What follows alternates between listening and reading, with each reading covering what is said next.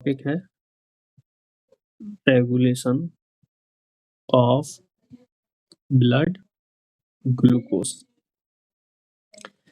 इसमें हम बहुत कुछ आपको बता चुके थे कि रेगुलेशन ऑफ ब्लड ग्लूकोज की जरूरत क्या है। अगर हमारे शरीर में जो खून है उसमें ग्लूकोज कम होगा तब क्या होगा, और ग्लूकोज ज्यादा होगा तब क्या होगा।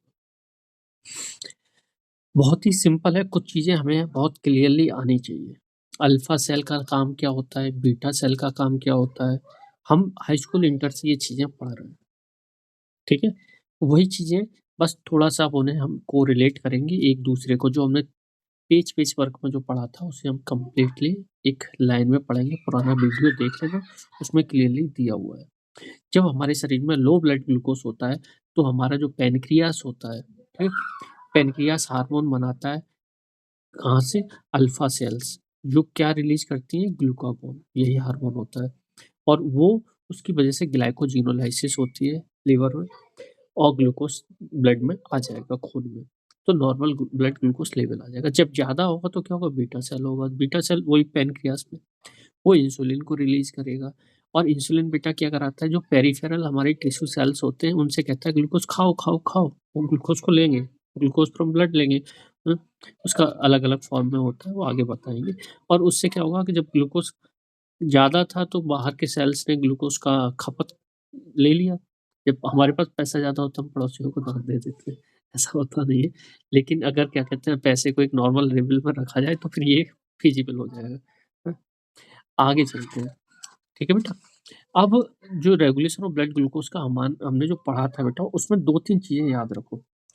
फास्टिंग में जो प्लाज्मा ग्लूकोज लेवल कितनी होती है, और बेटा याद रखो पोस्ट प्रांडियल पीपी में कितनी होती है। ये बड़ा कंफ्यूजन रहता है। याद रखो ये 70 से 110 मिलीग्राम पर डीएल होता है बेटा, ठीक है। और बेटा पीपी में कितना होता है? लेस देन 140 मिलीग्राम पर डीएल। ये वैल्यू हमें आनी चाहिए, बहुत अच्छे से आनी चाहिए। ठीक है। और दूसरा बेटा कुछ चीजें जो हमें और आनी चाहिए, वो आनी चाहिए। हाइपर ग्लाइसीमिक फैक्टर क्या होते हैं? हाइपर ग्लाइसीमिक फैक्टर कौन कौन से होते हैं? हाइपर ग्लाइसीमिक फैक्टर कौन कौन से होते हैं? ठीक है, तो मैं पहले भी बता चुका था। हाइपर ग्लाइसीमिक कब होंगे? कि जब जीआईटी से एब्जॉर्प्शन होगा ग्लूकोज का। ठीक है। दूसरा बेटा ग्लाइकोजिनोलाइसिस हो जाएगी।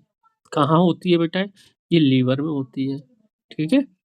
और बेटा क्या होता है? ग्लूकोनियोजेनेसिस हो जाएगी, ग्लूकोज कहीं और से बनना चालू कर दे। ठीक है? ये कहाँ होती है बेटा? ये भी लीवर में होती है? ठीक है। यहाँ पे क्या होता है ग्लूकोनेशन में, तुम्हें एक बता दूं, बहुत सारी और भी चीजें होती है, लेकिन सिंपल सिंपल चीजें याद रखो कि अमीनो एसिड होती है और ग्लूकोज में कन्वर्ट हो जाती है। ठीक है। अब हाइपरग्लाइसेमिक ये तो फैक्टर हो गए। हाइपरग्लाइसेमिक हार्मोन और बताए थे मैंने तुम्हें।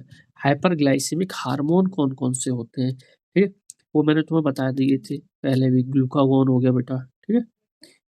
स्टीरॉयड मैंने बताया था, तो कॉर्टिकोस्टीरॉयड हो गया, ठीक है।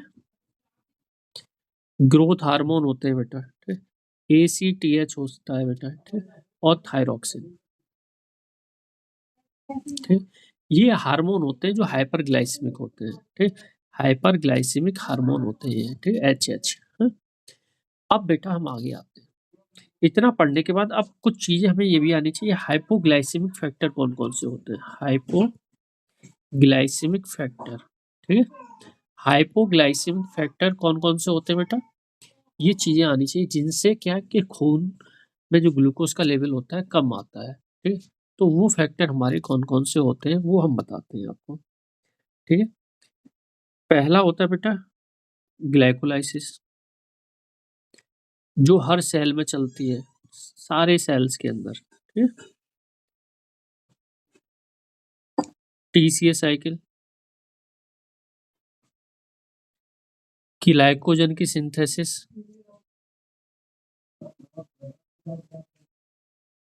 कहाँ पे होती है ग्लाइकोजन की सिंथेसिस? याद रखना, लीवर में, ठीक है बेटा। लाइपोजेनेसिस,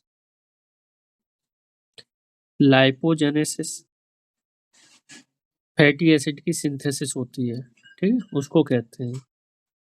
और फैट का डिपोजिशन होता है बेटा, इसमें क्या होता है, फैट का डिपोजिशन होता है, ठीक है। और ये तो हाइपोग्लाइसेमिक फैक्टर हो गया। अब तुम कहोगे इसमें हाइपोग्लाइसेमिक हार्मोन्स भी बता दो, तो हाइपोग्लाइसेमिक हार्मोन तो बहुत सबको आता है, बहुत आसान है, ठीक है। तो इतनी चीजें ये हमने एक सिनॉप्सिस में एक पिछले नजर में हम घूम के देखा हमने क्या क्या होता है रेगुलेशन ऑफ ब्लड ग्लूकोज में। अब हम बेटा आगे आते हैं। हमने आपको बताया था कि नॉर्मल प्लाज्मा ग्लूकोज कितना होता है, खाना खाने के बाद कितना होता है, फास्टिंग स्टेट में कितना होता है, ठीक है। खाना खाने के 2 से ढाई घंटे बाद, ठीक है, अगर नॉर्मल पर्सन है तो ब्लड ग्लूकोज बिल्कुल फास्टिंग के बराबर आ जाता है, ठीक है।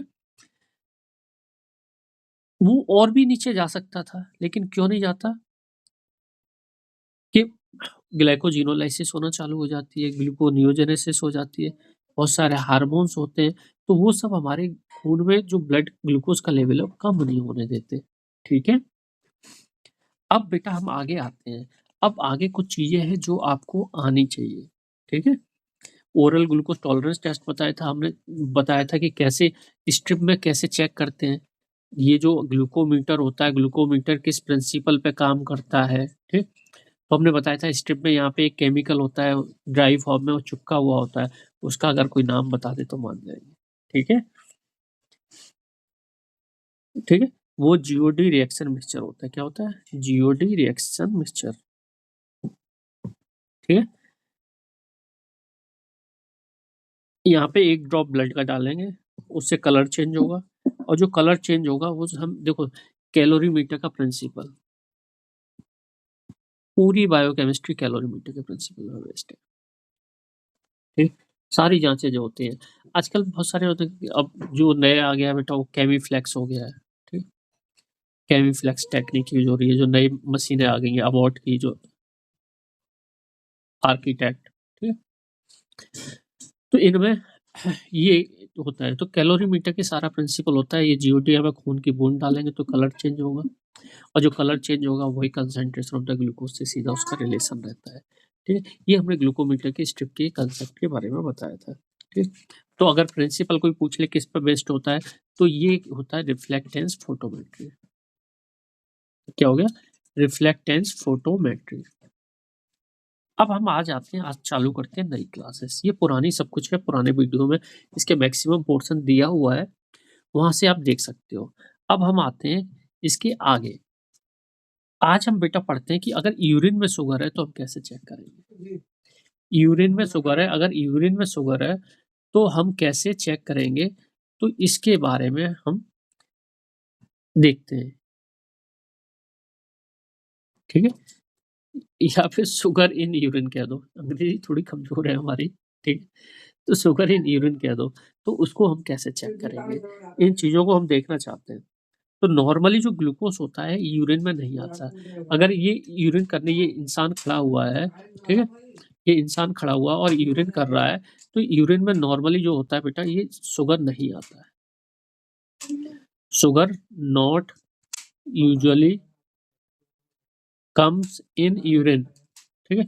यूरिन में शुगर बिल्कुल आता नहीं है, ठीक है।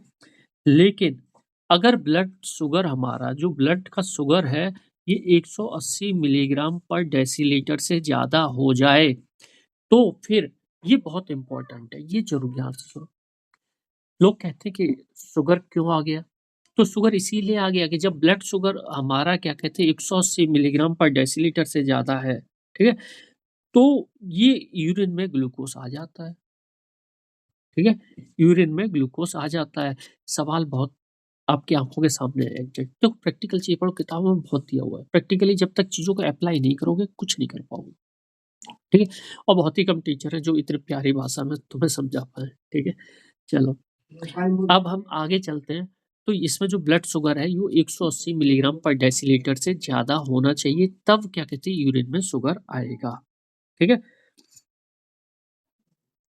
ये जो ब्लड लेवल है ग्लूकोज का, जिससे ग्लूकोज का एक्सक्रीटेड होता है यूरिन में, उसको ये हमें बेटा क्या कहते हैं, इसके को कहते हैं रीनल थ्रेशोल्ड, ठीक है।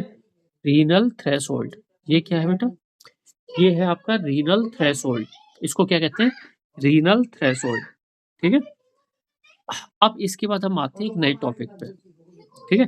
ये हमने बता दिया तुम्हें शुगर इन यूरिन की कहानी। शुगर में अगर यूरिन में शुगर है, ठीक है? तो अंग्रेज़ी बहुत कमज़ोर है, ठीक है? तो अगर यूरिन में शुगर है तो कब आएगा? कितने से ज़्यादा शुगर होगा खून के अंदर तो फिर शुगर यूरिन में आएगा और रीनल थ्रेशोल्ड उसको बोलते हैं, ठीक? अब इंडिकेशन हम देखते हैं ओरल ग्लूकोज टॉलरेंस टेस्ट का, ठीक? ओरल ग्लूकोज टॉलरेंस टेस्ट, ठीक? ओरल ग्लूकोज टॉलरेंस टेस्ट है। Oral glucose tolerance test